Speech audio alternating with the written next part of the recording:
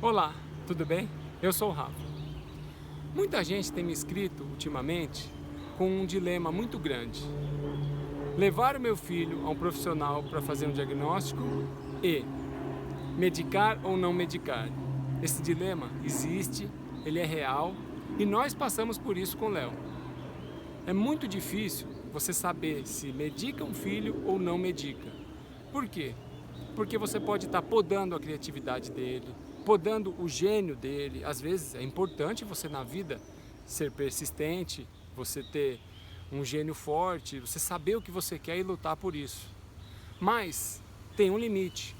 Isso não pode ser muito forte, senão acaba prejudicando a vida dessa pessoa. O que aconteceu com o Léo?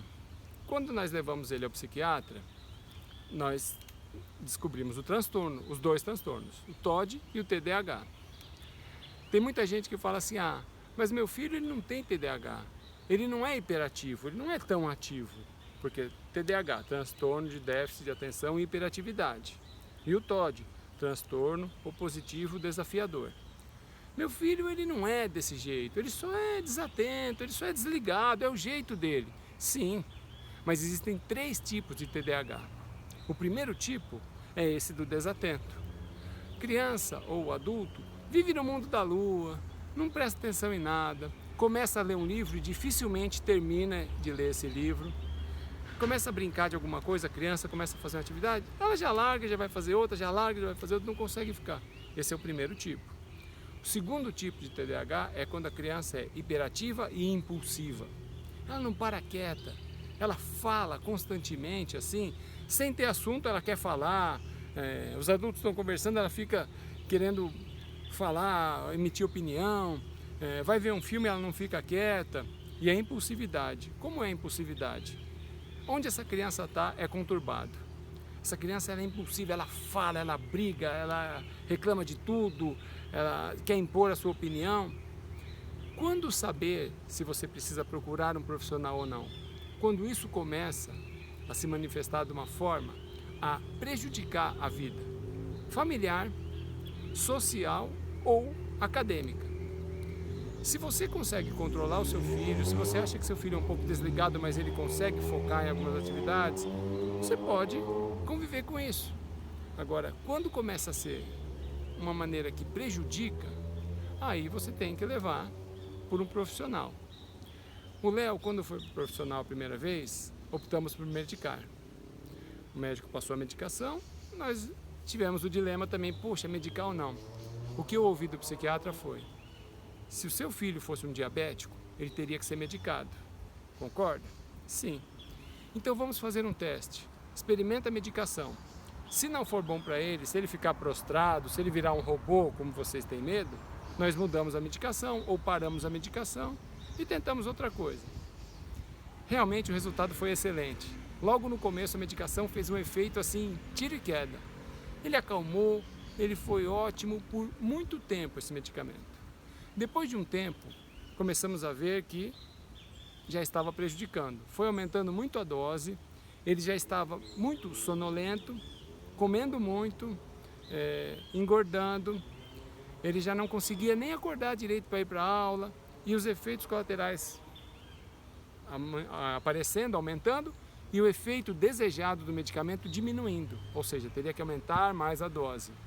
E aí nós optamos por retirar esse medicamento, claro, sempre com a ajuda do profissional especializado. Fomos na médica, na psiquiatra, e ela fez uma tabela de desmame e gradualmente foi desmamando esse medicamento e ele acabou ficando sem. Então, não é que o medicamento é ruim. O medicamento ele é ruim naquele momento para o seu filho. 7 anos de terapia que ele já faz, então ele não precisava mais daquele medicamento, ele já estava controlado. Como eu falei, existem medicamentos bons e ruins? Depende. Existem medicamentos. Biologia não é matemática. Você pega 3, 4, 5, 10 indivíduos com o mesmo sintoma, mesmas características, aplica o mesmo medicamento, cada um vai agir de um jeito. Então, às vezes, você fica se questionando, com medo, se punindo, por eu vou medicar meu filho porque eu não dou conta dele? Não. Se a vida estiver ruim, a convivência familiar, acadêmica ou social, leve a um profissional e ele vai te encaminhar a melhor alternativa. Recentemente, por orientação da psiquiatra que acompanha o Léo, nós introduzimos os óleos essenciais. Estamos tendo uma grata experiência com isso, muito boa. Não só para o Léo, a Karen, minha esposa, principalmente, está se aprofundando no estudo desses óleos. E ela conseguiu retirar já um medicamento dela para dor de cabeça. A minha ansiedade diminuiu bastante com esse medicamento, com esse óleo essencial, desculpa. Inclusive o medicamento que eu tomava, já tirei ele, estou só com o óleo. E com o Léo, nós estamos tendo também uma experiência muito legal.